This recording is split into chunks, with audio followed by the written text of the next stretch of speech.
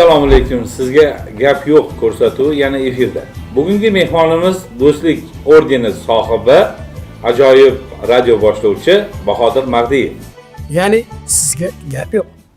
Rahmat. Assalomu alaykum, hurmatli tomoshabinlar. Assalomu alaykum bizni kuzatib turganlar. Oramizda shunday insonlar borki, ularga mana shu ta'rif yarashadi. Sizga gap yo'q deb ayta olamiz. Bilmadim necha oylik men bu gapga amal qila olaman, loyiqman yoki loyiq emasman. Ko'rsatuv mobaynida o'zingizlar xulosa chiqararsizlar. Juda yaxshi. Dilshodjon, qani ko'k choymi, qora choymi? Qora. Qorasidan. Menga ko'kidan. Ha, qizvatgani ko'k choy ichadi. Albatta. Bahodir, birinchi savol. Rahmat. Hozirgi kunda radioda nima gaplar?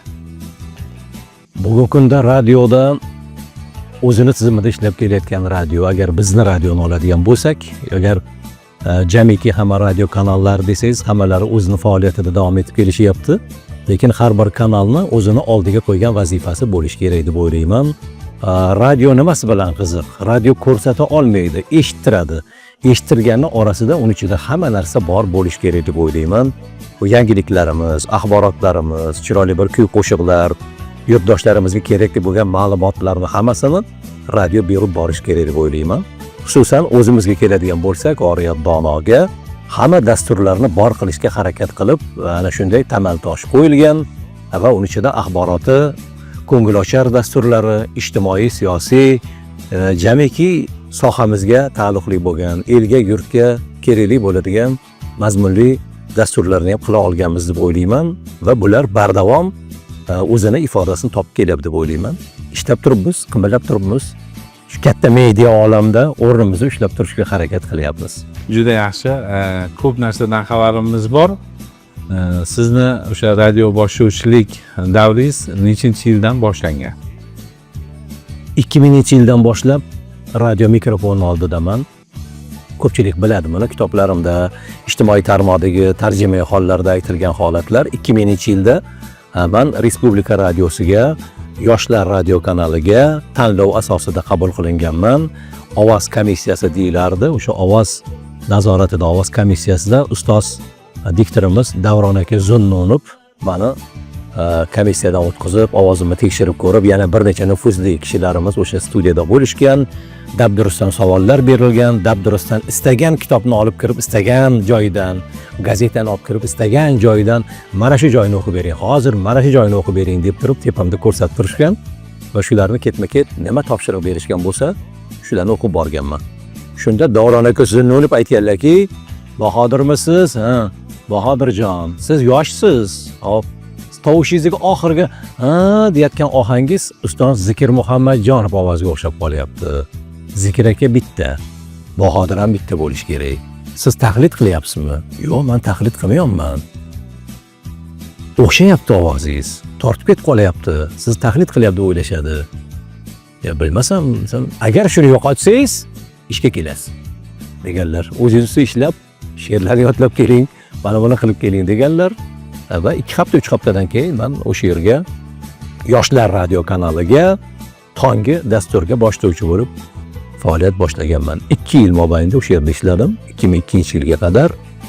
Keyin o'zimizni xususiy nodavlat radio kanalidan taklif bo'lgani uchun men u tomonga o'tishga qaror qildim. Oriyat Donoga. Bilamiz, har kuni 18:00 da o'sha radio muruvvatini bo'rasak, albatta Bahodir Mardiyevni chiroyli ovozlarini eshitamiz. Ish vaqti soat 18:00 dan boshlanadimi? Ish vaqtim 18:00 dan 21 ga qadar davom etadi. 5 kunlik ishda ishlaymiz, dushanbadan jumaga qadar. Shanba, yakshanba dam olish kunimiz. Hamma boshlovchilar xuddi shunday 5 kunlikka o'tkazilgan. Shanba, yakshanba qo'shiqlar, rukunlar, takrorlari bor. Ana o'shalar yangrab boradi. Hamma boshlovchining o'zini soati bor. Men endi kunduz kuni boshqa yerda ishlayman. Boshqa yerda faoliyatim bor. Bir-biriga xalaqit qilmasligi uchun men 18 vaqtni olganman. Va 18 dan 5 daqiqa o'tganda axborot xizmatidan keyin assalomu alaykum demasam, muxlislar qidirib qolishadi. Otaxonlarim, onaxonlarim qidirib qolishadi. Qayerda ekan bu, nega kelmadi ekan? Bitta qo'shiq o'tib ketib qolsa, darrov qo'ng'iroq boshlanadi. Ular shunchalik ham meni poylab o'tirishadi. Mana shu gap bizga qo'shilaman, men o'zim oradan eshitaman, ko'rsatdim. Aha. Shu mana soat 6 dan 9 gacha vaqtda, misol uchun mana shuncha vaqtdan beri eshitib boraman-da o'zim. Xo'p. Nafaqat men, xalqimiz eshitib boradi. Shu vaqt masalasiga men hayron qolaman-da. Kech qolmaysiz. Mana bir sobatga chaqirganingizda ham yomg'ir yoqqanda biz Alisher bilan amalarga tikildik dedim-ku. Sizni yo'q probkalar bo'lmaydimi? Hali ishxonaga yetib olguncha yo ishdan qaytishda misol uchun demoqchimanki, o'z vaqtida assalomu alaykum deb boshlasa hamma eshitishga shay turadi demoqchiman. Bu yerda yana bir narsa bor. Bahodirli o'sha asosiy ish joylari San'at madaniyat instituti bilan Oriyat Dono orasidagi masofa juda qisqa. Bahodir bo'lgan taqdirda ham hech qachon misol uchun hayotda hamma narsa bo'lishi mumkin-ku. Nima deydi? Har doim ham mas institutdan kelishim, har xil holat bo'ladi. Lekin men oldindan zaxirasini olaman, chunki jonlidamizda.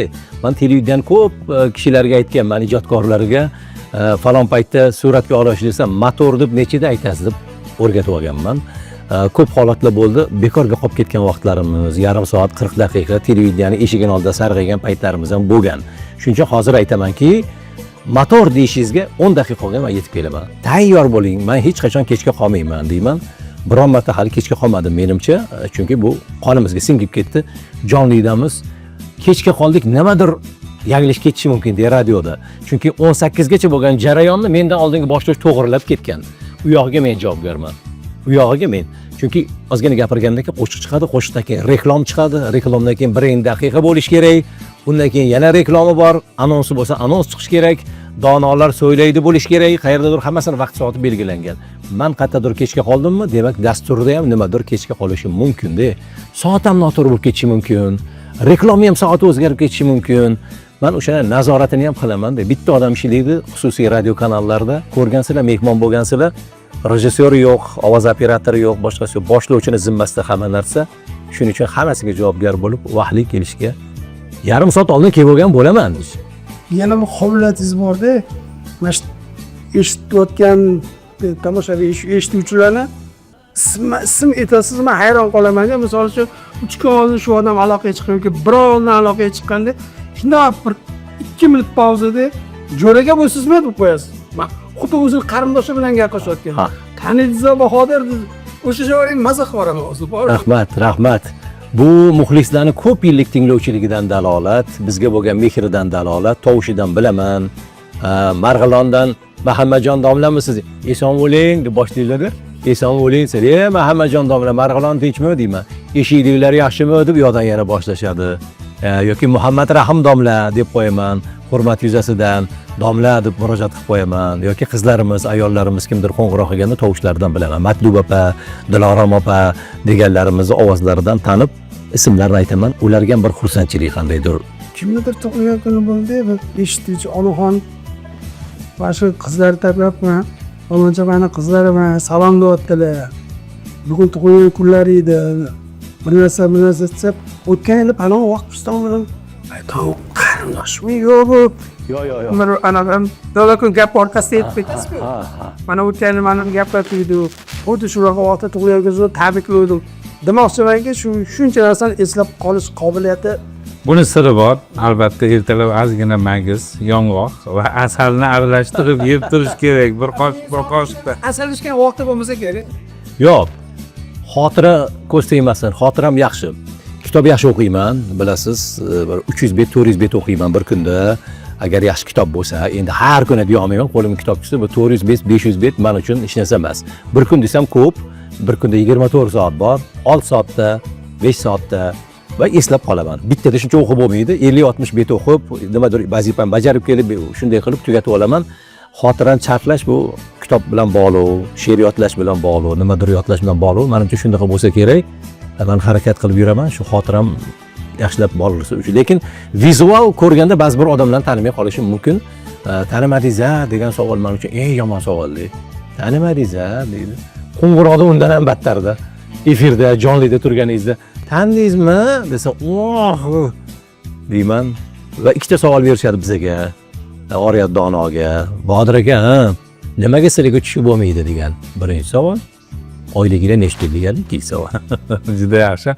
Kasblar haqida gap ketdi.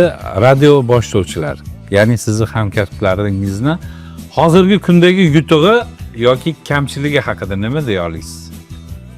Oldingi maktab egalari avvalgi 15 yil ziyod ishlab kelayotgan, 10 yildan ziyod ishlab kelayotgan radio boshlovchilarining faoliyatini yaxshi deb baholay olsak kerak deb o'ylayman. Menga qadrdon bo'lganlar bor ichida, do'st bo'lgan, ulpat bo'lgan, aka bo'lgan, uka bo'lganlarimiz bor. Ularni eshitib ko'rsak, tinglab ko'rsak, nimadir ma'ni, mazmun chiqayotganini sezamiz. Lekin yoshlar mendan xafa bo'lmasin. Men bugungi kunda bir necha yoshlarni eshitib ko'rdim. Shunaqa g'alizliklar, o'zaqa so'z topa olmasliklar uchrayapti. Men o'zlariga ham aytaman, ko'rayotganlar bor. Men kimni ko'rsam shuni aytib ketyapman. Bundoq qilgan, undoq qilgan, sen bir xil erinmaysiz, shu bolaga ham tushuntirib ketyapsiz. U boshqa kanalda ishlaydi. Boshqa odam o'rgatmagan bo'lardi. Buni reytingi baland bo'lib ketadi degan gap, bir narsa bo'la oshib ketadi, qolib ketadi. Lekin bir yigitni eshitib qoldim, yaqinda o'zim eshitib ketyapman, ertalab so'zidan ko'ra ko'pda. Bugungi sanamiz, soatimiz, hop, yana bir xatosi, nima mavzuda sizlar bilan gaplashsak ekan, degan. Sen u bilan gaplashma, sen tashlaysan u mavzuni, u senga yondashadi degan gap bor-ku. Biz bir ikki bosh, bir ikki pag'ona oldinroq qadam tashlashimiz kerak. Uni ergashtirishimiz kerak-ku degan fikr bor-da. Shuning uchun kitob o'qishmaydi. Talaffuz chatoliklarini ham kecha aytdim bolalarga. Radioni mikrofoni juda sezgir, u televideniya emas, tasvir bilan yopa olmaydi. Chiroyli soch turmaklari, chiroyli kiyimlaringizni ko'rsatib tomoshabinni aldab tura olmaydi yoki orqadagi tasvir bilan yopa olmaydi. So'z birlamchida radioda va har bir tovush nafasingizgacha eshitilib qolishi mumkin. Undan hushyor bo'lish kerak. Yoshlarimiz orasida nafasga ham qaramaydiganlar bor. Har bitta so'zi nafasi ham eshitilib turaveradi. Z tovushlari ham assalomu alaykum deganda ham assalomu alaykum deb ham chiqib turaveradi. U tildagi kamchiliklar, boshqalar ko'p. Lekin mikrofon yoqilgunga qadar bo'lgan jarayon bor. O'sha dasturga tayyorgarlik, dasturga tayyorlanib kelish yoki o'sha mas'uliyatni yelkada his qilish menimcha hozirgi yoshlarda sal. Shuning uchun ham ko'rsatuvdan ko'zlangan maqsad chiqmadi deyshadi, eshittirishdan rejamiz chiqmadi deyshadi. Chunki taklif qiladigan odamni ular tanimaydi. Ko'chadan, boshqa yerdan topshiriq orqali, masalan, qaysidir bayram, o'sha bayram munosabatida kimdir taklif, masalan, favqulodda vaziyatlarni kuni yoki bojxonachilarning kuni, mana kecha til bayrami, departamentdan odamlar, mehmonlar keldi, boshqalar keldi deymiz. Biz ular haqida qiziqib ko'rishimiz kerak avvalo. Favqulodda vaziyatlar nima bilan shug'ullanadi, qachon tashkil topgan, bugun qilayotgan ishlari, avvalga qaragandagi bugungi mas'uliyati degan fikrlarni ham olish kerak. Biz o'sha biroz qaraymiz, bugun mehmonimiz palonch boshqarmani boshlig'i falonchi aka deymizda bo'ldi. Yuzaki o'tamiz va undan tinglovchi hech narsa olmaydi. Yuzaki bo'lish kerak emas, oldindan o'rganilgan, tayyorlanilgan bo'lish kerak. Men dastur yozmayman, bilasizlar. Men dastur yozmayman. Men chaqirgan mehmonimni orada o'ylab, yo'ldadir, ko'chadadir, qayerdadir o'ylab kelaman. Unga nima savol bilan murojaat qilaman, uni nima xislatini ocha olaman. Men qaysidir ochilmagan qirrasini ochsam, u ham xursand, tomoshabin ham xursand, tinglovchi ham o'zim xursand bo'laman. Shuning uchun uni qaysidir bir nozik jihatiga tegib o'tishga harakat qilaman. Tursunoy Sodiqova rahmatli men tanimasadilar va disklari chiqqan paytida oila tutish, kuyovni munosabati, kelinni, hay bolam, qaynonalik bolam, jonim bolam, nimadir bolam deb boshladi gaplarni Anjancha Shevada. Kirib keldilar, men bilan ha bolam, sen isming Bahodir, men bilan suhbat sen qilasanmi? Men. Meni dedilar. Ozgina chimchilab suhbat qilgin men bilan. Bo'lmasa hech narsa qila olmaysan. Meni chimchilab suhbat qilsang zo'r bo'ladi dastur dedilar. Dastur boshlandi. Men xabarlar yo'ki 3 kun oldin chiqarilgan hamma disklarni eshitib olganman. O'sha oilaga bo'lgan munosabat, boshqalarini. Bir vaqtlar mashinada xo'jayinlar bilan ketayotganlarida to'y oldi ekan, xo'jayinlar bitta material beribdi-da, mana shuni ikki kishi bir qilib tikib to'yga kiyinglar degandek qilib uzatgan ekanlar. Xijolat bo'lib aytgan ekanlar. O'sha er-xotin o'rtasida xijolat aytyapti. Shunda to'yda opa-singil bo'lib, qayni-singlim bilan bir xil libos kiydik. Keyinchalik yuvildi, boshqa bo'ldi, yirtilib dedi. O'sha matoni kesib yostiq qilib qo'ydim deydilar. Yostiqqa jild qildimda, ne o'sha otang olib kelgan yostiq bor-ku, otang yostiq, o'sha yostiq bilan er semiryapti deydilar. Yana yomon bo'ldi deydilar. Yomon bo'ldi, yelpig'ishga aylantirib qo'ydim. Ana odam olib kelgan bor-ku, yana bir choynakka qopqoqlar qildim. Ustiga olib qo'ygan qildim. Mashina qildim. Mashina qilib 5 yil, 10 yil, 15 yil haligi materialni chidatib, qatta bo'lsa dadang olib kelgan, dadang bergan, dadang olib kelgan. Men o'sha gaplarni efirda gapiryapman, opa hayratlanyapti. Hattam endi opa toshib ketyapti. Opa, jonim bolam olyapti-da. Keyin tugadi efir. Bahodirdirlar, labbay. Peshonangiz yarqiragan o'g'lim ekansiz. Chimchilab gapiring desam, o'yib oldingiz-ku hamma yog'imni. Ko'kartirib bordingiz-ku deb. Shuning uchun oldindan tayyorlanib borish kerak-da. Oldindan chaqirayotgan mehmonga tayyorgarlik qilish kerak deb o'ylayman. Ozgina mavzuni o'zgartirsak. Marhamat. Qanaqa oilada tug'ilgansiz? Qanaqa oilada tarbiya topgansiz? O'zingiz haqida. Oilamiz ishchilar oilasi desak kerak, mehnatkashlar oilasi desak, otamiz rahmatli 55 yil aviatsiya birlashmasida, Chkalov nomidagi aviatsiya birlashmasida injener bo'lib faoliyat yuritganlar. Faqat chizmachilik, chertyojlar bilan bog'liq bo'lardi va charchab kelardilar. Bizni ham xohladilar shekilli, uyda shu ish qilishimizni, o'sha kirishim, lekin bizga yoqmadi. Hatto qalamni ham bilardilar. Biz chizmachilik maktabda chizmachilik bo'lganda qalamni ham yozig'i bo'lar ekanda. Tyordiy, mягкий degan MT degan yozuvlari bo'lar ekan. Biz tushunmaymiz. Qalaming qanaqa desalar, oddiy qora qalam deb o'tiramiz. Bunda orqasini o'qirlar, bu mamlaqa qalam. Bunda bunaqa bo'lmaydi. Bunda yozuvni mamında yozish kerak, chizig'ini mamında chizish kerak. Tushuntirgan bo'lardilar. Keyin ana millimetrovka, qog'oz nimalardadir nimalarni o'rgatgan joylari bor. Kitoblar olib kelganlar, boshqalar, lekin aka-uka nimagadir bu chizmachilikka, bu sohaga bormadik. Akam oshpazlik kasbiga o'tib ketdi. Men bu tomonga qarab o'tib ketdim. Onam 50 yil qon quyish ilmiy tekshirish instituti deydi, shifoxona o'zi. O'sha shifoxonada hamshira bo'lib faoliyat yuritganlar. Hozir yoshlari ulug', nafaqadalar.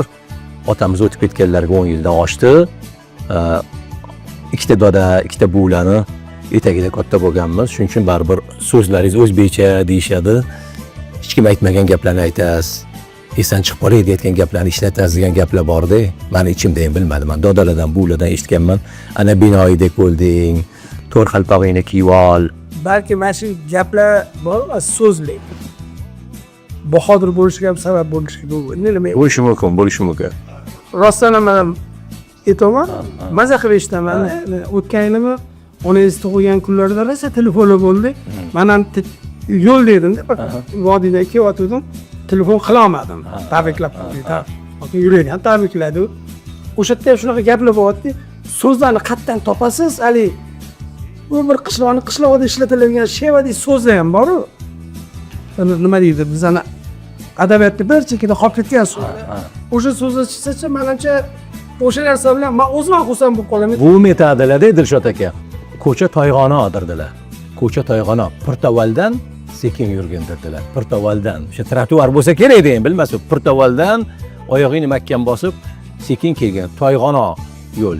Tepada sumalak bo'lishi mumkin, boshingga tushib ketmasin. To'r qalpog'ingni kiyib olib kelgin. Qo'l paypog'ingni kiyib olgin. Sovuq qo'l paypog'ini kiyib olgin. Ketyapsanmi maktabingga?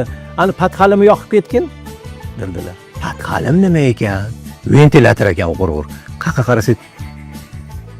Patxalim o'yildi bildik-ku, ofitsiant girgittonligi. Girgitton, patxalim. Choynakni samovar ustida choynakni qo'yadigan nima deb akam so'rab yuradi. Samovar usti olovxonasi boshqasi. Bunda chambaragi bor, ustiga tunuka choynak qo'yamiz. O'sha nima deb mendan akam so'rab yuradi. Kampire deydi uni deydi. Kampire yasay qo'yadi deydi. Mana shu so'zlar bor-ku. Kampire hisobini tortadi o'ziga. Mana bunaqa so'z bor ekan deb. Men o'zim shunaqa qabul qilaman-da, shuni aytdim. Endi eshitganimiz odamlardan eshitamiz, quloqimizga kiradi, o'ylab ko'ramiz. Endi o'zlashgan so'zlar bor, o'zlashmagan so'zlar ham bor. Hozir ba'zi bir so'zlarni kiritmoqchimiz, kirmayapti, o'xshamayapti. Mana kecha ham o'sha til bayrami munosabati bilan bo'ldi. Menga onlaynni to'g'ridan-to'g'ri muloqot bu uzun deydi. Buni odam qabul qilmaydi. Yana nimadir tarjima qilgan juda qiyin so'zlar. Xuddi biz tayyoragohda ko'rdik, aeroportda hech o'xshamadi, tilimizga joylashmadi. Tayyoragohga kelibdi, nimadir bo'libdi dedik. Hatto avtobusga ham yozib qo'ydik, 67-avtobus. Tayyoragoh deb yozib qo'ydik aeroport otini. Uchoq deb ko'rdik. Uchoqqa ham samolyotda uchoq deb hech tilimizga o'zi. Hozir avtoulovni ham zo'rg'a aytamiz. avtoulovni gapiramiz, yo'l patrul xizmati, yo'l harakati xavfsizligi, lekin avtoulovga ham hali ichiga tushib ketmadi. O'rganmadik, mashina. Albatta. Bahodir, onangizlarni umrlari uzoq bo'lsin. Assalomu alaykum qadrdonlar, assalomu alaykum jonli ijroni shinavandalari, ham eshittiramiz ham ko'rsatamiz. YouTube kanali orqali Oriyat Donoda bemalol ko'rib turishingiz mumkin. Shuning uchun jonli tasvir, jonli ijro, jonli muloqot deymiz. Mehmonimiz Dovon oshib tashrif buyurgan xushovoz xonanda ustoz san'atkor Komiljon aka Jo'rayev. Assalomu alaykum. Ba'zi bir savollarga javoblaringizni eshitib qolaman-da, deb qolaman-da, voy. Xuddi bolta bilan chopgandek bo'lib qoladi. Mana shunaqa joylarda aytib gap eshitib qoldingiz? Hozircha eshitmadim. Bitta eshitgan joyim bor, uni keyin tushuntirib beraman. U bizni aytadigan bo'lsam ham bizni xatoyim boshqani xatosi bilmayman. Bir xalq shoirimizni so'zlarini noto'g'ri ishlatdinglar deb meni ovora qilganlar ham bo'ldi. U she'r O'zbekiston xalq shoiri, O'zbekiston qahramoni Abdulla Oripovning so'zlari edi. Xalfana dasturli bir xonandamiz kuylaganlar uchun ancha dakka eshitdim. Hatto sudgacha borishga to'g'ri keldi. 4 kun, 5 kun meni ovora qilishdi. Bilmadim, lekin matbuotda chiqqan, matbuotda chop etilgan qahramonning so'zi bo'lib turib, siz buni efirda mumkin deb ijro qildirdingiz, jonli ijrochiga deb meni ovora qilganlar ham bo'ldi. Bilmadim, qanday qilishdi buni, nima qilishdi, men haligacha afsusdaman. Boshqalarga shu bo'lmasin degan fikrdaman. Qolgan joylari to'g'ri aytyapsiz, qayergadir nimadir ko'zimiz ochiq deydi Dilshod aka, o'tib keta olmaymizda o'sha joydan. Qayerdadir chuqur bor, yo bu to'g'ri ekan deya olmaysiz, qayerdadir nimadir noto'g'ri. Men ko'p aytaman, men eshitganim emas, ko'rganimni aytaman. Deyman, ko'rganim aytaman. Mana ko'pchilik aytadi, Oriyat Dono nomidan foydalanasizmi? Foydalanaman. Men Bahodir Mag'diyevman, Oriyat Donodan deganimda o'sha odam eshitishini bilaman va shuning uchun bo'ldi, nima xizmat deydi. Ko'chamizdagi ustolba 2 haftadan bir yonmayapti. Hech kim eplolmayapti shuni. Na mahalla qo'mitasi, na boshqasi deb qo'ng'iroq qilib, siz palonchimisiz deyman. Darrov yoqib chiroyli qilib berishadi. Shu joylarda radio boshlovchilik foyda berib qoladi demoqchilar. Ha, radio boshlovchilik foyda beradi, ichki ishlarda foyda beradi, yo'l harakati xavfsizligida eshitadigan odamga foyda beradi. Eshitmaganga foyda bermaydi. O'sha hozir aytganim 3 kun 5 kun ovora bo'ldim degan joy ba'zi birlar meni eshitmaydi va bilmaydi ham. Nima u Oriyat Dono, qayerda u, nima u, qayerda u degan gaplar ham bor. Gap tanish bilib, men tanimasin ham, bilmasin ham. Lekin men o'zimning shaxsiy ehtiyojim uchun emas, mahalla ko'y uchun. Ko'p ko'rsatuvdan ko'rgansizlar. Quduqni o'g'irlab ketgani haqida ham ko'rgansizlar. Oyna jahonda ko'rsatishdi. Quduqni o'g'irlab ketishdi. Bilmadim, kim olib ketgan, lo'lilar olib ketganmi, kim olib ketgan. Ichi bo'sh, qorong'i, o'rtada o'sha yerdan kirsangiz odam tushib ketadi. 1 hafta 10 kun ochiq usti. 1 hafta 10 kun. Juda qiynalib. Toshkent shahar bu hammasiga chiqib axir oqova suvlarni Yakasaroyini topib, ancha bo'ldi bu gapga 6-7 yil bo'ldi. Qo'ng'iroq qilib, yana o'zim tanishtirib, shunaqa. Men Bahodir Mag'diyevman. Siz bilan bo'lgan muloqotda kechqurun radioda aytaman, soat 19 da dedim. Bo'ldi, qo'lga tushdi. Tushuntirishni boshladilar. Bahodir aka, buni endi buyurtma qilish kerak. Begavot zavodmi, qattiq quyish kerak. Bu qopqonni mazga qattiq olib keladi. Bu oddiy metaldan qilinmaydi. Ha, cho'yanmi, cho'gunmi nima? Cho'yan. Mazga buni zahirasi yo'q. Buni 2 hafta kutish kerak kamida, dedi. Mayli, ungacha birov tushib ketmaydi, nima bo'ladi ungacha? Ustini yopib ketish kerak bu dedim. Qayerda? Palon dedim. Yozib oldilar. Kechqurun kelyapsam, fonusini yoqib, o'sha avariya mashinasi qidirib yurib, "Ey, bu yoqqa kelinglar" dedim. Mana dedim. Bizni O'zbek baraka topsin, bir pasda axlatni to'ldirib qo'yibdi uning ichini. Bir pasda bilasiz, qo'li bir joyga yetmaydiganlar bor. Bir pasda uydan chiqib tashlab 3 bochka musor olishdi. 3 bochka tozalashdi. Keyin mana bunda plita qo'yib yopishdi. Va 2 hafta, bilmam, 1 oydan keyin kelib temirini qo'yib chetini yamashdi. Men yana qo'ng'iroq qilib tashakkur bildirdim. Sizga rahmat. Ismi sharifingizni aniq aytsangiz, tinch qo'ying meni dedilar. Men ismimni aytmaydi. Yana bir voqea esimga tushib ketdi. Haqiqatan Bahodir bilan bo'lgan voqea. U ham bo'lsa, menimcha farzandlariga do'konga kirib o'yinchoq olib, uyga olib borib, nima darsa, nimadir bo'luvdi. To'ppa-to'g'ri supermarketlarimizdan birida xuddi shunday holat bo'lgan. Hozir ko'rishayotgandir, meni eslashayotgandir. Hayitni 3-kunimikin, shunaqa 4-kunimikin, kechki fursatda 10dan keyin ishlaydigan supermarketlar nimadir mayda-chuyda olayotganda, qizim ham yosh payti edi. Adani o'yinchoqni olaylik, ya'ni jiyanimizga beramiz. Ha, olaqa dedim. tit qiladi-yu, unda urganda katta raqam chiqib ketdi. Men e'tibor bermadim. Uni ayolim ko'rib qopti. Ko'chaga chiqib bo'ldik, eshiklar o'zidan o'zi yopilib bo'ldi. G'iq. Adasi dedi. Nima oldik? Ana bitta narsa katta raqam bo'lib ketdi. Hali chekka olingchi, bunda qarovdi. Bir yelin mashina, oddiy o'zimizda O'zbekiston chiqqan yelin mashina 33 mingmi nech pul urgan. 2 barobar, 3 barobar, 10 barobar. 10 barobar. 2100 so'mmi nech pul turadi shekilli. Chunki g'ildiragi ham o'zimiz oynasi ham yo'q ekanda, derazasi ham qog'ozda yelimlangan narsa ekanda, oddiy narsa ekan. 2100 so'mmi bir nech pul ekan. Qaytib kiring deb endi kirasini sepib turibdi, qaytib kiring. Ketmoqchiman. Hali o'yinchoqni olib qaytib kirdim. Mana nech pul dedim sotuvchi qizga. Sotuvchi bunday oldi. Bunday qildi deb yana o'sha narx chiqdi. 30 nech pul ham chiqdi. 32 ming, 33 ming chiqdi. Dedi u ham ratsiyasida chaqirdi odamini. Oka, mana shunaqa palonchi aka dedi. Bordi-da ikkinchisini olib keldi. Xuddi shunaqa mashina bunday qildi. 2100 so'm, 2300 so'm pul chiqdi. Shunda pulni oldi-da, "Matim, bu qanaqasi?" deyishimga sotuvchi bola, o'sha yerdagi mas'ul odam jahli chiqib, teskari qarab, mana shunday qilib qaytdim otdi. 20 nech pul shunday otdi. To'xtang dedim. Muomalangiz to'g'rilang dedim.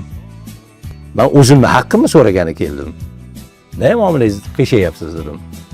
Men-ku qaytib kelman. Qancha xorijiy mehmon kiradi, qancha chetdan odam kiradi, e'tibor bermagan bo'ladi. Bu nima bo'ladi? Jahl qilmang, pulingizni qaytib berdim-ku, dedi. Shikoyat kitobingizni olib chiqing dedim.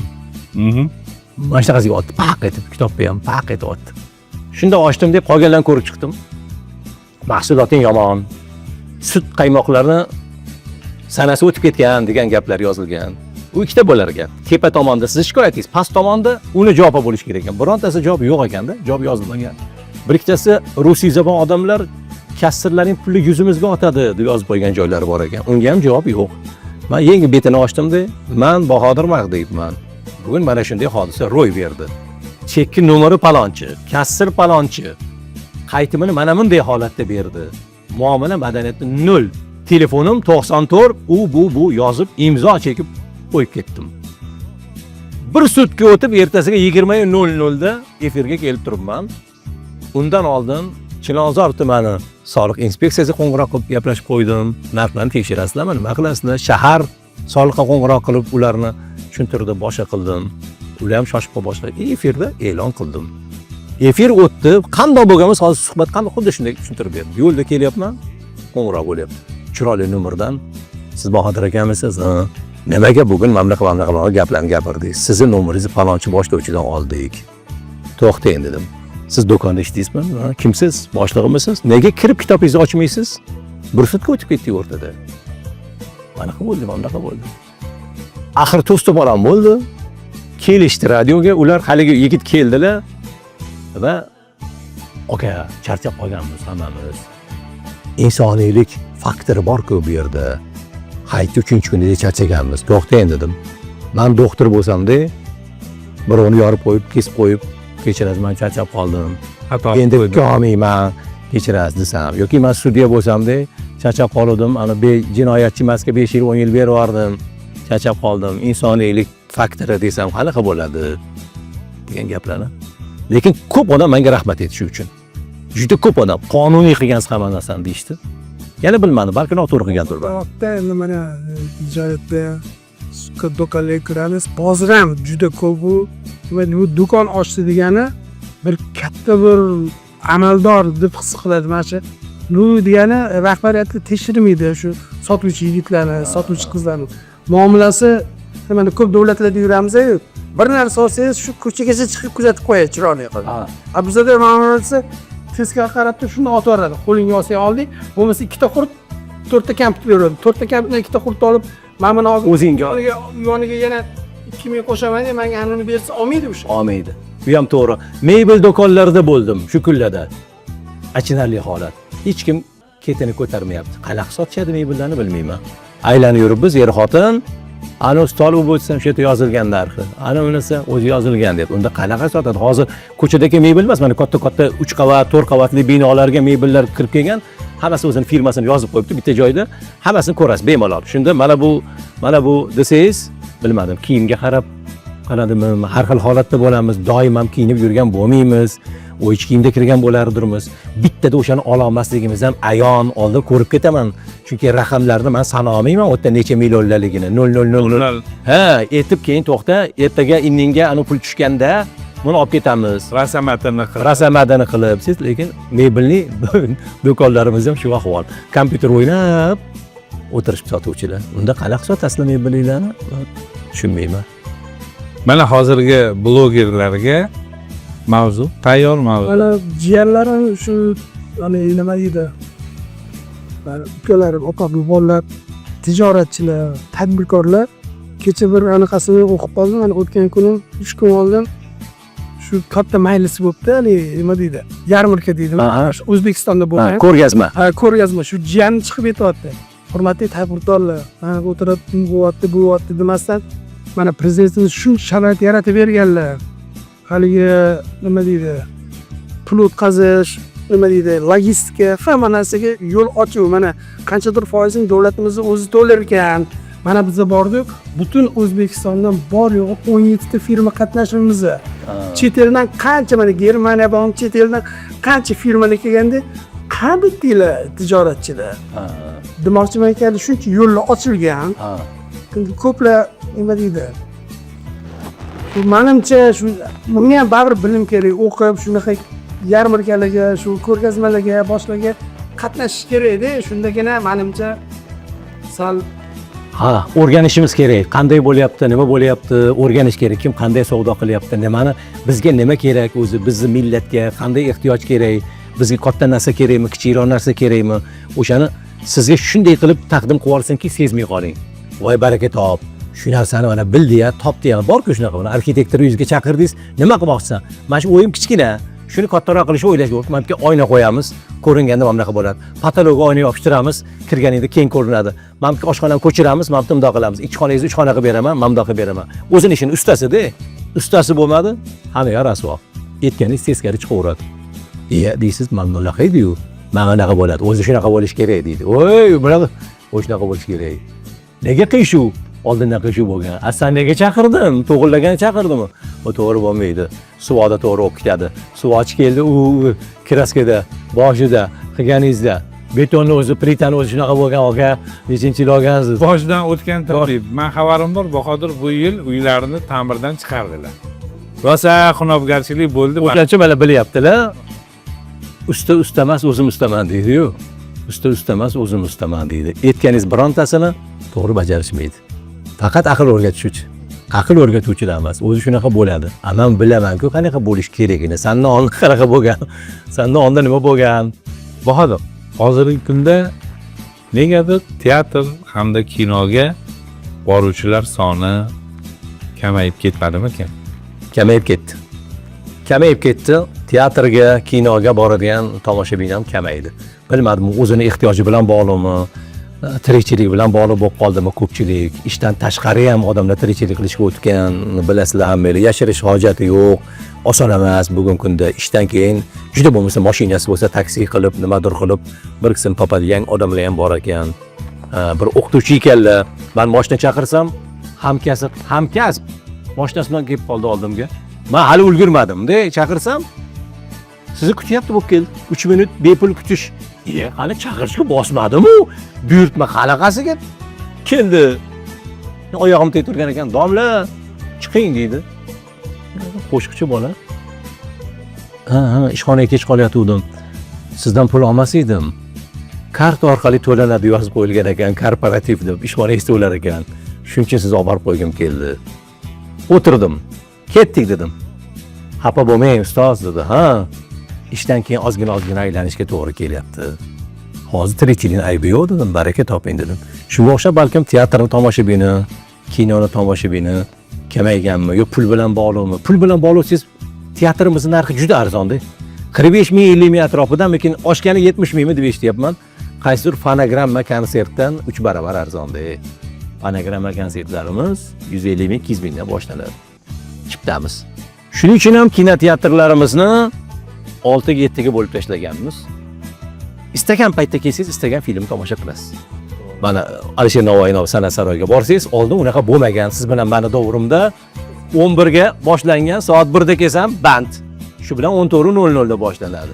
Yoki 14:15 da kelgandim, endi unisi 16 da boshlanadi. Hovlisida kutib o'tiradi. O'tiradik hovlisida, ikki qismli bo'ladi. Hind kinolari, bilmadim, Qasos va qonunmidi, boshqasimidi, o'sha borib o'tiradik.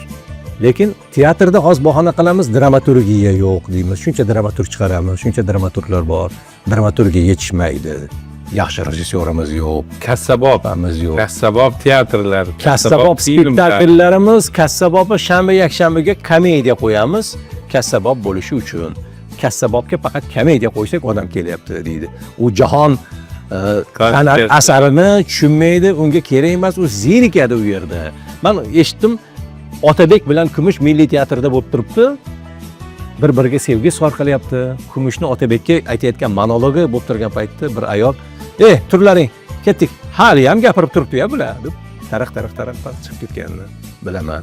Yoki Muqimiy teatrida qo'shiq bilan bog'liq musiqiy teatr, nimadir sevaman sizni jongina. Yana qo'shiq aytadi-ya. Tura chiqa. Chiqib ketadigan joylari bor. Bilmadim, bu aktyorlarning qobiliyati bilan bog'liqmi, yo o'sha davr bilan oldin chiqib ketmagan-ku. Oldin eshikni sindirib yuborgan degan u. Mahmudjon G'opurovlar alpomishlarni aytganda sindirib yuborgan deydi-yu. O'sha Abdushoir akalar, "Ey quyosh ko'rsat yuzing", o'sha joyini topib kelardi deydi. O'sha joyini topib kirib kelardi. Ketmasdi, chapaychap turadi. Aktyori ketidan yurar deydi. Abduxoliq Mamarasulov aytib beruvdi. Jiguli haydayman 06 darvozadan bep bo'lib kirib kelaman teatrga. Mahmudjon G'opurovlar, sekinroq. Nariyoqqa ham qo'yib kelsangiz bo'lardi. O'zingizga qo'yib keldingiz. Men o park oldiga qo'yib kelganman. O'sha Beshyog'och parki ko'li Zuka zapisi oldiga qo'yib kelarkanlar, kichkina rejissiyasi bo'ladi, hammamiz bilamiz, shunday qo'yib. Nega unaqa qilasiz? Spektaklni ko'rganda haligilar mahliyo bo'lib o'tiradi, mayli 4tasi bo'lar, 5tasi bo'lar. Orqa eshikdan meni poylab turadi, chiqishimmi? Men grimlarim artib yuvib, ana Farhod chiqdi, Farhod chiqdi. Orqamdan pichi gaplashib kelishadi, keyin bittasi avtobusga, bittasi metroga, bittasi antga mashinaga borguncha bitta yarimta odam qoladi. Menga to'y bo'ladi, men o'tirib ketaman. Degandek. Bu zo'r gap-da bu. Zo'r gap-da. Mana Etli Bahodir balkim nomi, ismi dilda men faxrlanaman. Hanaga emas, Dilshod aka, radiolar ko'p. Lekin Bahodir Mag'dib degan ism ham qayerdadir nimadir chiqib qolyapti. Bu o'z-o'zidan mastur maqtanib bo'lganmiz. 25 yildan beri mikrofondan bo'sh olib kelyapmiz. Maqtanib bo'lganmiz. Kecha ham mana tadbirda bo'ldim. Boshqa o'zimni ko'rmagan yuzimni ovozimdan tanib kelib quchoqlab, "Baraka toping, mazza eshitaman. Baraka toping, eshitaman. Ana kun mana gapirdingiz. Baraka toping." Mana gaplardi. Otangizga, onangizga rahmat. Ko'p radiolar, lekin hammasining ham ismini sanamaydi. Men hayron qolaman, qayerdan bu, qayerdan bu? Keyin eng ko'p duo oladigan sizsiz deyshadi. Menga. Eng ko'p duo oladigan, eshitib yurasiz, eng ko'p duo oladigan siz. Chunki men o'sha eshitayotgan odamni ichiga kirishga harakat qilaman. Biz birinchi guruh nogironmiz deganda bilaman darrov. Ko'z bo'yicha birinchi guruh nogiron. Men ikkinchi guruh nogironman, yura olmayman. Siz bizga bugun konsert qilib berdingiz, xalpana bilan, tekin konsert qilib berdingiz, maza qilib eshitdik. Men endi hozir teatr mikrofon oldiga o'tib oldim. Uni ham ora-orada eplayapman. Ora-orada o'zimizni mana talabalarimiz qo'ygan spektaklgacha Nodira Begim Muqimiyda qo'yuvdik. O'shani kichkina guruhini olib kelib, bitta fortepiano topib, o'shani chaldirib, Nodira Begim ariyasi bilan, o'g'li bilan gaplashayotgani, Amir bilan gaplashayotganini monologlar bilan qilib parchalarni berib bordingiz. Ha, jonli qilib xalbarada olib chiqdim. Bundan 2-3 yil oldin Arshim Mololonni qo'yishgandi. Arshim Molchini ham olib kelib, o'sha yerda puli var qilib qo'shiqlar bilan bolaga ham tajribada. Bolalar mikrofonni sezmayapti, aktyorlik o'qigan u. Bir-biriga bunday ishlayapti. Mikrofon bu yoqda. Menga qarang, o'g'irronmiga ishonmang, mirzo qilmang, qosh ko'zlari ishlab ketyapti. Mikrofon u yoqda. Ha. Keyin video qilib qo'yganman, ko'rsatdim, ko'ringlar. Mana shu talabalar spektakl uchun ishlagan, sahnani ushlab turibdi. O'shanday spektakllar bo'lishini, filmlar bo'lishini, tomoshabin qaytishini xohlaymiz. Xohlarda ham bo'lsa, o'sha jonli tarzda ijro etilgan spektakllarni teatrni o'zida ko'rish bu boshqacha taassurot qoladi. O'sha kichkina farzandlarimizni yetaklab olib borsak, Tuyuz teatri, o'sha bolalar o'zbek teatri bo'ladimi, yoki milliy teatrlarimizga olib borishsa, menimcha nur ustiga a'lo nur bo'lardi. To'ppa to'g'ri bir gap. Men qizim kichkinaligida teatrga olib borganimda, ada yig'layaptimi? Ha, rostakam yig'layapti. Rostakam yig'lagan ko'ryapsan u. Rostakam. Voy, rostakam yig'lar ekan-a. Uyga kelib oyi, ada mamlaqa bo'ldi. Maktabiga borgan, maktabda 1-sinf, 2-sinf hamma tabiat chizsin, daraxt chizsin desa, qizim daraxt chizibdi-da, o'qituvchi ko'rsatsa, nima chizib kelding? Daraxti ham qo'li bo'lar ekanmi? Ko'zi bo'lar ekanmi? Bo'lar ekan-da, ustoz. Hatta ko'rgansan, qo'li bor daraxti spektaklda. Qaysi spektakl? Adam Zumrad qimmatga olib bordilar-da, ustoz. Zumrad chiqqanda daraxtlar yaxshi bunday qilishadi-da. Qimmat chiqqanda bo'ron bo'ladi, mamlaq qilishadi. 5 sanga qizim, o'tiring degan ekan. Mana teatrning tarbiyaviy ahamiyati. Shu bolalarni menimcha o'zim bilmayman, shu yoshlarni shu teatrlarga olib boryapti. Men o'zim ham 9 navaram bo'lsa, shularni teatrgami, sirkgami bir joyga olib borsam, bir ana hozir 4-5-sinfda o'qiyotgan bo'lsa ham o'sha 4 yoshligida olib borganimni doda deb gapirib berishadi. Bolamning ongida o'sha narsa qoldi-da, o'sha qoldi. Hali muzeylargami bir narsa o'qisa, "Nasini yig'ishtiraman-da, navorib aylantirib kelim." Kelib menga nimalardir deb berishadi. Faqat xo'p deb o'tirsam bo'ldi. To'g'ri, saniki to'g'ri desam, o'sha yerdan olgan taassurotini ustimizga ko'mib tashlashadi. Endi pul deb aytishadi, balkim pul emasdir, bilmadim. Teatr juda arzon deyapman, lekin teatr rahbarlari bizga suhbatga kelganda aytishdiki, 27-mart sanasi xalqaro teatr kuni. Bir hafta 21-dan 27gacha bepul ochiq eshiklar kuni qilamiz. 2 martadan spektakl o'ynashga to'g'ri keladi. Hatto o'tirgichlarni sindirib borishadi. Endi mablag' bilan bog'liqmikin deb o'ylagan joyim ham bo'ldi. Agar rostakam tomoshabin kelayotgan bo'lsa, uyushtirilmagan bo'lsa, Bahona qidirsak, bahona ha, bilmadim. Lekin bahona qilmasdan haqiqatdan o'sha 1 yilda 1 marta Archa bayrami, Yangi yil bayramida bizga odat bo'lib qo'ygan-ku, farzandlarimizda ha endi yur kanikulda Qorbobo bilan Qorqizni ko'rsatib kelamiz demasdan turib, aytganingizdek Zumrad qimmatmi, boshqa spektaklmi? Bitta gap olib borsak yaxshi bo'lardi.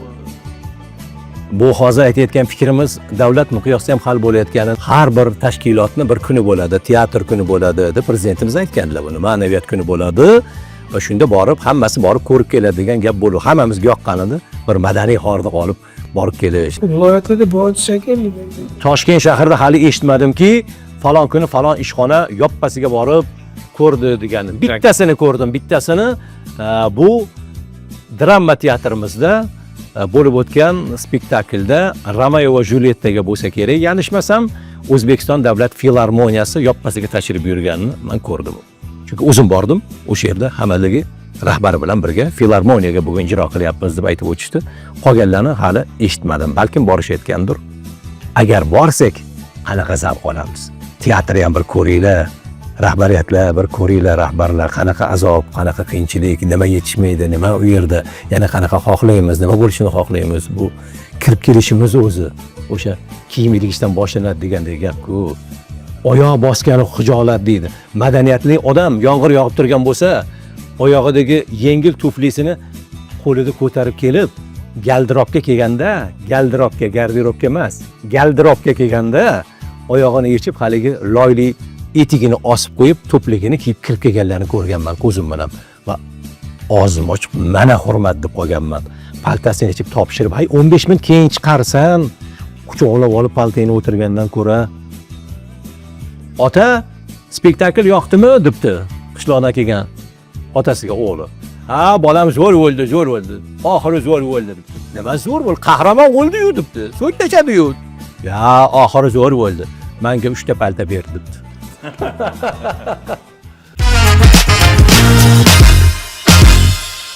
Hurmatli teletomoshabinlar, bizning hamkorimiz Daniel Hill mehmonxonasi hamda Omaf Parfum san'at oliygohida sahna nutqidan talabalarga saboq berasiz.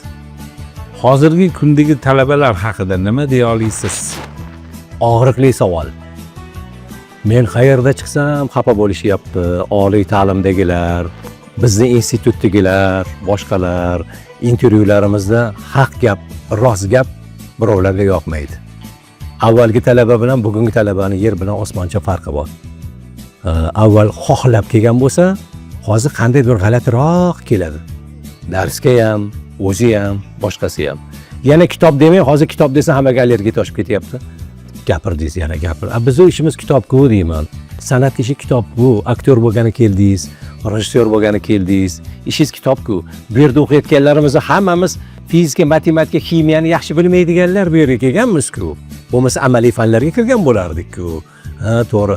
Necha bet o'qiysiz? 5 bet deydi. Necha bet bir kunda o'qiysiz? 3 bet deydi. Juda kamda. 50 bo'lsin deyman, 40 bo'lsin, 5 betda nima ola olasiz ichidan 3 betda deyman. Avvalgidagi siz biz o'qigan paytdagi tong sahardan kelib kechqurun yotib oladigan holatlarim juda ham kamdan kam uchraydi. Kamdan kam. Mana aytaman, avval talabalarga 100% kuchimizni berib o'rgatadigan bo'lsak, bugungi kunda 200%, 300% kuch berishga to'g'ri keladi.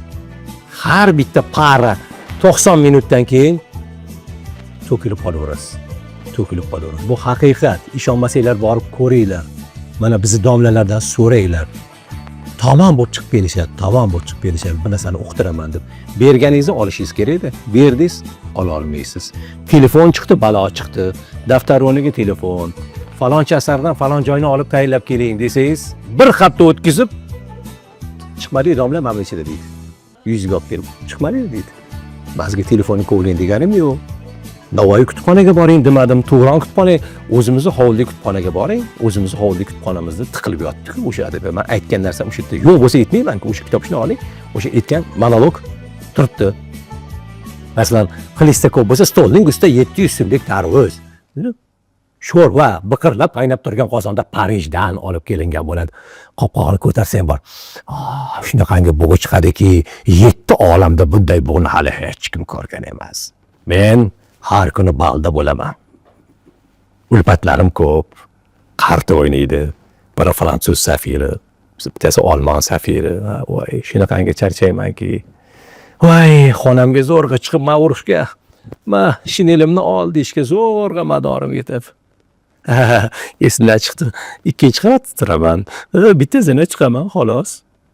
O'sha narsani so'rasam top kelmaydi. Revizor. Alistokako ijro qilgansizlar, o'ynagansizlar, gapimizga to'g'ri keladi. O'sha domlalarni ko'rgansizlar, o'sha muhitda katta bo'lgansizlar va hozir borasizda, tushib ketibdi deysiz. Boshqacha bo'lib qopti deysiz. Qani oldingisi deysiz. Hamma shu gapga aytadi. Hamma. Teatr va rassomlik institutida yo'lak koridor deymiz. Auditoriya koridorida hech kim telefonda yurmagan. To'g'ri, biz paytimizda telefonlar bo'lmagan. Lekin hamma o'zi bilan o'zi ovora. Ba'zida sinfdoshlarim kelishardi, meni ko'rgani, o'rtachilarning hammasini qizil spravkasi bormi deyman. Unisi baqirib o'tib ketdi, bunisi voydor shu chiqib ketdi. Unisi o'ziga o'zi gapirib yuribdi. Bizda shunaqa, o'qish jarayoni shunaqa, hamma tayyorgarlikda, bu dars. Hozir kirib u spektakl o'ynaydi yoki hozir kirib o'sha spektakldan bir parchani o'ynab chiqib ketgan joyi bo'lishi mumkin. Sam sallagan, rosa qiyin ekan deyishgan. Qiyin, juda qiyin. Aynan bizni oliy bilim dargohida o'qish juda qiyin. Hamma oliygohlardan tubdan farq qiladi.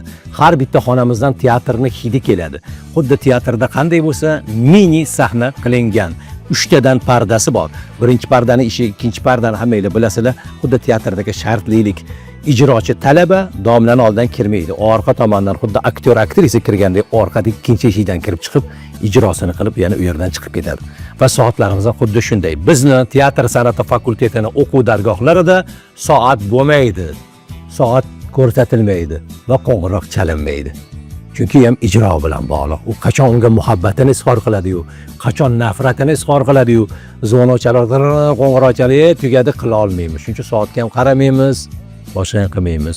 Shuning uchun hamma o'qituvchilarimizni, talabalarimizni oshqozoni kesadi. O'zingizda talabalik davringizga bir qaytsak-da, ustozlaringiz haqida, kursdoshlaringiz haqida. Juda yaxshi. 1993-yildan 98-yilga qadar Mannon Uyg'ur nomidagi san'at institutini musiqali teatr aktyorligi bo'limida 5 yil saboq olganmiz. Ustozimiz Alloh rahmat qilsin, dramaturg Nasrullo Qobil bizga dars berganlar. Ustozimiz Ramiz Qodirov bilan birgalashib aktyorlik mahorati, sahna nutqi, chambarchas bir-biriga bog'liq o'sha darslar o'tilgan. Mani kursdoshlarim Nihol davlat mukofoti sovrindori Isroil Saydumarov, Muqimiy teatridan Umid Shodmonov, Otabek Haqberdiyev, shoirimiz Shuhrat medali sohibi Botirjon Ergashev, yana bir qatorlari televideniya, radio, san'at dargohida. Bittamiz Zarifjon Yorov, rejissyor Qorovayimiz sizlarda ishlab kelyapti. Yana ko'pchiliklarimiz bor. 14 ta bola olingan bo'lsa, bitirishimiz 12 nafar bitirgan bo'lsa kerak, turmushga chiqib ketish, boshqa shulardan bir 9-10 tasi san'atda, ijodda faoliyat yuritib kelyapti. Diplom spektakliga nimani o'ynagansiz? Diplom spektaklda 2 ta diplom spektakl olib chiqqanmiz. Bittasi Molyerni Zo'raki tabib asaridan, fransuz adibi Molyerdan Zo'raki tabibda Jerondni o'ynaganman. Boyvocha Sasucholi o'ynaganman. Monologi hali ham esingizda bo'lsa. Monologi uniki sal qisqaroq-ku. Tabib janoblari, men qizimni u yalangoyoqqa bera olmayman. Chunki unga qolgan meros kamda. Shuning uchun men qizimni unga ravo ko'rmayman. Nega? Bunday bo'pti, bunday bo'pti. Uni amakisi o'lib, bunga mana uncha amakisidan meros qolibdi. Shuni oldinroq aytsangiz bo'lmasmidi? Qizim-ke, Leandr janoblari keling. Men sizni baxtli bo'lishingizni juda ham istayman. Degan joyi bor edi. Yaxshi. Ikkinchisi domlamiz o'zlari yozgan Namrud degan asar, murakkab asar, o'sha diniy mavzudan kelib chiqqan, tarixdan hammamiz biladigan, yomon tush ko'rgan, tushida folbinlarga borgandan keyin folbinlar fol ochgan, o'g'il tug'ilsa o'tda yoqasan, qiz tug'ilsa tiriklayin ko'masan deganni hammamiz bilamiz. O'shanda o'sha asarda Namrudni o'ynashga to'g'ri kelgan. Monologlar juda dahshat, juda katta. Buncha go'zal bu go'daklar do'mboq qo'llarin musht qilishib tipirchilar yo'rgaklarida. Men ham otaman, juda yaxshi bilaman. Vujudingni jimirlatar huzur baxsh tuyg'u, chaqaloqni qo'llaringga tutqazishganda. Issiq murg'ak boshchasini ko'ksingga qo'yib, tangirlik foni, o'lim chang solmoqchi taxtu baxtimga. Meni mag'ribu mashriqni ilkida tutgan, odamlarni zir qaqshatib qonini ichgan Namrudni ajali bir go'dakni qo'lida emish. Yo'q, quritaman taxtimga ko'z olaytirgan jirkanch odamchalar zurriyotini. Qohillar, bolani o'tga tashlang. Qoyil. Esimda bori bilmayman. Yo'q. Minglar. Bahodir, nega teatrga bormagansiz? Eng asosiy savol shu yerda. Ko'pchilik qiziqadi. Men Muqimiy teatrida ishlashni xohlaganman. Muqimiy teatrda aktyor bo'laman deb. Muqimiy teatri 95% spektakllarni yoddan bilaman. Yoddan bilganman o'sha davrlarda. Men hatto o'sha orkestrda chaladiganlarga borib birinchi bo'lib so'rashardim, keyin o'tirib olardim. Boyirxon Mirzayevlar, Gulchehra Nosirovalar, boshqalar yosh paytlari, navqiron paytlarini rosa tomosha qilardim. O'sha paytlarda mavsum, to'y mavsumi, boshqa mavsumlar aynan o'sha paytda spektakl boshlanar ekanda, 18 da. Men qayerdadir mablag' topadigan holat bo'lishi kerak. Va o'sha paytda, balkim hozir ham shunday bo'lsa kerak, Muqimiy teatrida yangi kelgan aktyor avvalo podvalda, chuqurda xor jamoasi bilan deb turish kerak. Men institutga kirmasdan oldin bitta azgina ko'rinib qo'ygan odam edim. Men endi o'sha yerda 2 kilo deb turamanmi? Qo'yinglar. O'shanday qilib xohalik deb mablag' deb teatrga bormadim. Ora 5 yil avval, 6 yil avval hali Sasha Bekjonov, siz teatr odamisiz. sizdagi improvizatsiya, sizning hazillik mutoyibaga bog'liqlik Soyib Xo'jayevga yaqin. Siz bizda ishlashingiz kerak. Yurardilar. Yuribdi. Ha, endi mana baribir yuragim chekasi bo'ladi-yu. Ha. Teatrga qaytib bir o'ziga mos rol bo'lsa, qaytib o'ynaymi deysiz. agar men uchun nimadir qo'yaman desa bir rejissyor, men borib o'ynayman. Men zahmatidan qo'rqmayman. Boshimdan o'tgan. U qog'ozdan o'qishu, sahnaga o'tishu, boshqasi zimmamizdan o'tgan, yelkamizdan o'tgan. Agarda mana Obid Asomov ham Qitmirni o'ynaganlar drama teatrida men borib ko'rganman. Matyoqub Matchonov, Checha opa aya bilan o'ynaganlarni Chechan chaqirganda aytdim, "Voy, ko'rganmisiz?" Ko'rganman dedim. Obid Asomovga ham shu Qitmirni borib ko'rganman. Qayerdadir nima desa birinchi bo'lib borishga harakat qilaman. Agarda kimdir Bahodirga tushadigan nimadir bor, men shunga asab bir narsa yozaman deb nimadir qilsa, o'ynayman o'sha yerga borib. O'sha uchqun so'nmagan. O'sha uchqun qayerdadir bor. O'shani puflab ozgina Cho'g'ni olovlantirish kerak. olovlantirish kerak bu yerda. Juda yaxshi gap bo'lishi mumkin emas. Hozirgi kundagi seriallar, telenovelalarga takliflar bo'lganmi? Yo'q. Hozir kundagi serial novellalarga bo'lmadi, lekin bir yigitimiz xususiy kanallarda berayotgan o'sha serialiga, novellasiga bo'lgan ekan, ommaviy axborot kuniga 27-iyunga mo'ljallab oladigan narsa bo'ldi va o'sha yigit aytdiki, siz uchun bitta narsa yozamiz va siz uchun o'ynamasangiz bo'lmaydi. Bu muxlislar uchun ham sovg'a bo'lishi kerak dedi. Afzalbek Sodiqov buni hayot deydilar degan ko'rsatuvi bor. O'zinglar shogirdinglar Afzal va shunaqa ssenariy qilibdiki, meni radioga fidokorligim. Kesha Mo'minov otamiz o'ynayaptilar, ayolim o'ynayotgan bor, o'g'lim o'ynayotgan yigitlar bor. Ota kasal, men ishga ketishim kerak. Adasi ishga ketmay, adamdan mazalar yo'q, tez yordam chaqir boshqa. Kesha akam, "Yo'q, Bahodirni hamma yaxshi ko'radi, borsin, ishga borsin, ketaver, bolam, ketaver." Ishga ketdim, ota vafot etdi. Ishdan kelsam, yo'lakda yiqilib yotibdilar. Boshqa o'sha fidoyilikni ko'rsatmoqchi bo'lib, nimadir qilib o'shani olib chiqdi. Va Ergash Mo'minov meni serialida suratga oldi. Ustoz degan serial 10 qismdan iborat serial oldi. Unga 5-6 yil bo'ldi. Shunda ikkinchi rejissyor Asadilla Abdullayev degan o'zimning shogirdim edi. O'sha yigit, "Domla, sizga bitta rol bor. Shuni siz ijro qiling. Sizga tushadi" dedi. "Nima tushadi?" Haqiqatparast, vijdoningiz bor, qora, bu ko'zbo'yamachilikni yoqtirmaysiz. Xuddi shunaqa personaj bor. Shuni siz o'ynab bering dedilar. Meni vaqtim yo'q desam, siz uchun bitta joyda olgan joy bor dedi. Qayerda? Uchtepa tumanida joylashgan bitta yangi maktab bor. Prezidentimiz ochib bergan maktablarda olamiz maktab sahnalarini. Iltimos yo'q demang. Tashlab yuboring menga matn dedim. Ko'rib chiqsam, informatika o'qituvchisi ekan.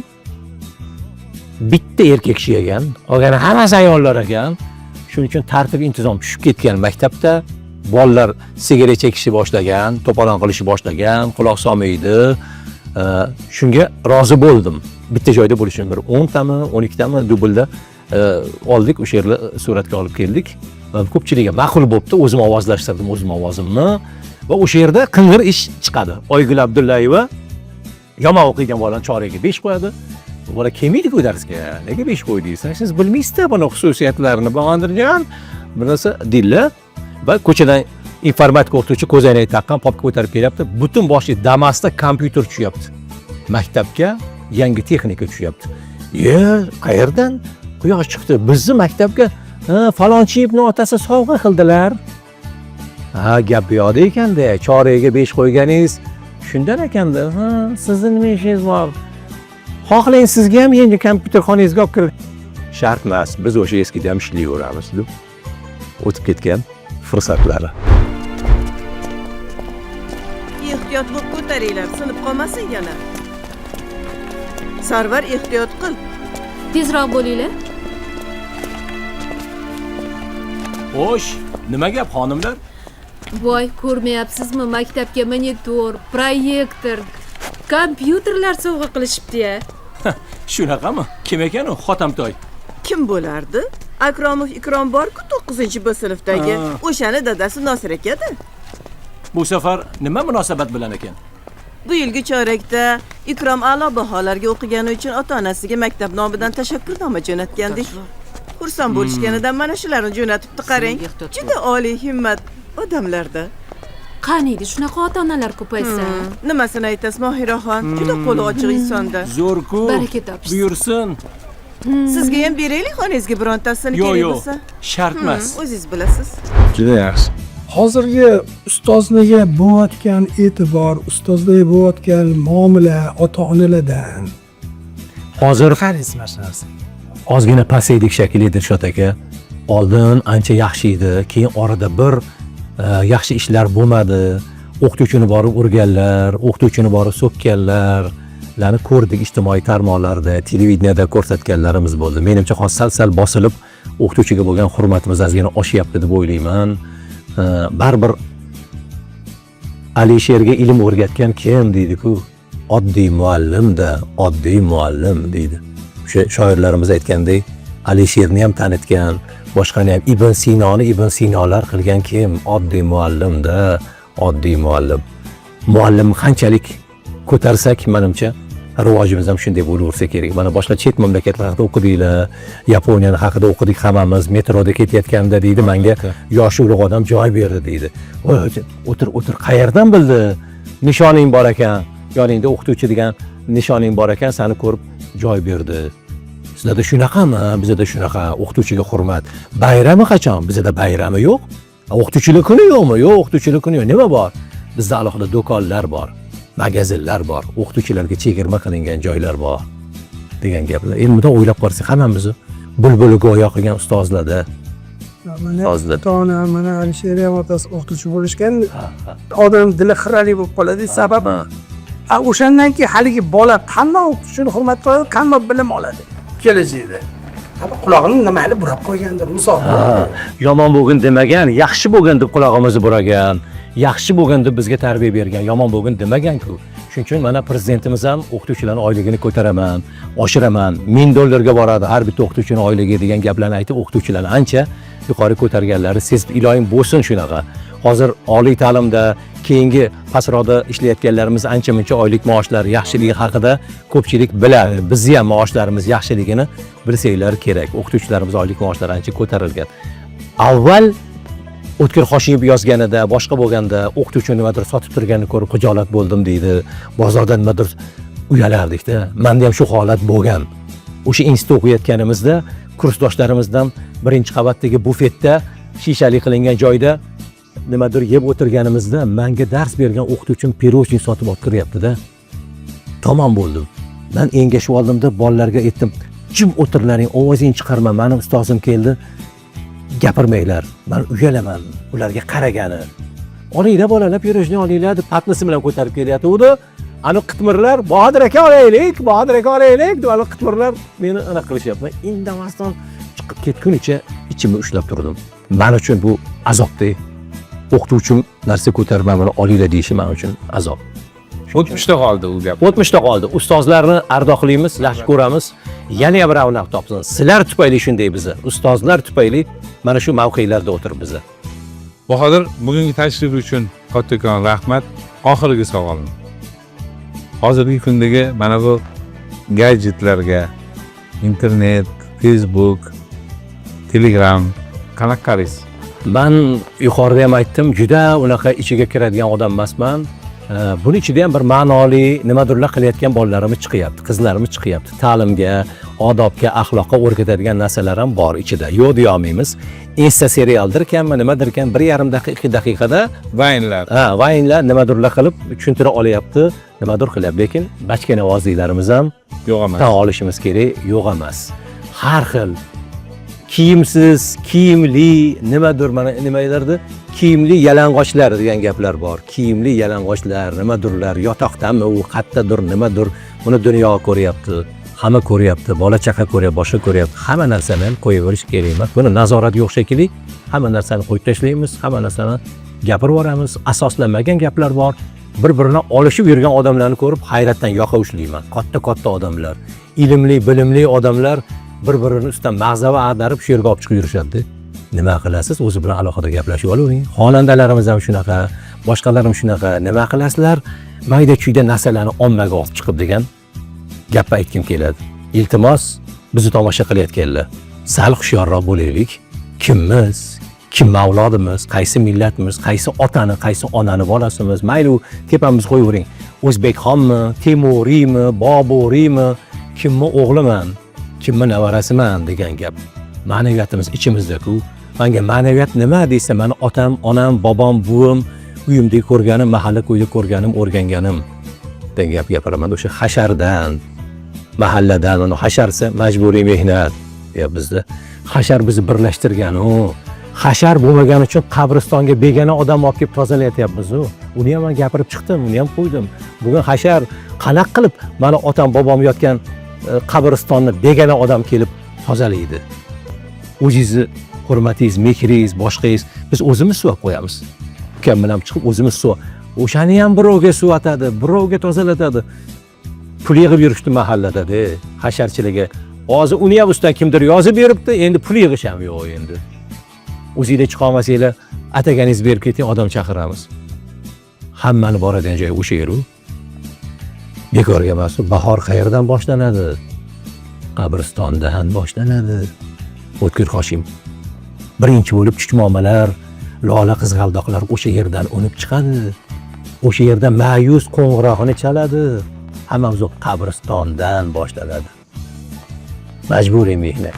Lekin tarbiyaviy ahamiyatga ega bo'lgan, vayn olayotgan, haqiqatdan xalqni e'tiboriga tushayotgan, har xil duolarga sababchi bo'layotganlar qaddini ursin, qoyil qolish kerak, ularni ham tan olish kerak. Qoyil qolish kerak. O'sha kichkinagina daqiqalarga nimadir sig'dira olgani uchun Albatta. bizni odobga, axloqqa nimagadir yetaklab olayotgan. Mana Sobirjon Rahimjon bilan bo'layotganini ko'rib qoldim kecha. Kelin bilan dodani bog'lovligi. Ha, ja yaxshi bo'pti-da, manting, bolam baraka top, kartochkali bo'lsa ham ja shirin bo'pti. Bizlar "Yo, mana qara xotin, biz go'shtli manti yedik, odamlarga kartochkani suzib berdingmiz. Endi adasi bolalarnikini adashtirib yuboribdilar-da. Yo'q, qo'yaver bolam, qo'yaver. Bitta duo qiling ada, o'ziga ham shunaqa kelin kelsin" dedi. Sobirjon Rahimjon bilan qilgan. Bahodir akam Murodov o'ynagan, ota rolini o'ynagan vaynni ko'rdim yaqinda. Ona o'z farzandlarini bir-biridan ajratayotgandi. Aha. O'ta voqea shunaqa bo'lganki, katta o'g'ilni ishlari ozgina orqaga ketib, kichkina o'g'ilni ishlari oldinga ketib, biz mana shu o'g'limiz bilan uchastkada qolamiz. Mana bu katta o'g'ilni do'mga chiqarib yuboramiz desa, ayolini bir chekkaga otib, o'tkazib, bir chekkaga olib, ayolini "O'ch. Nega farzandlarni bir-biridan ajratyapsan? Axir buni bunday bo'lib qolishiga akasi sababchi emasmi? Buni shu rivojlanib ketishiga, shu biznesini rivojlanishiga mana shu akasi hissa qo'shgan edi degan vayllarni ko'rib, men haqiqatdan juda ta'sirlandim va qoyil qoldim. Bahodir aka, sizga gap yo'q.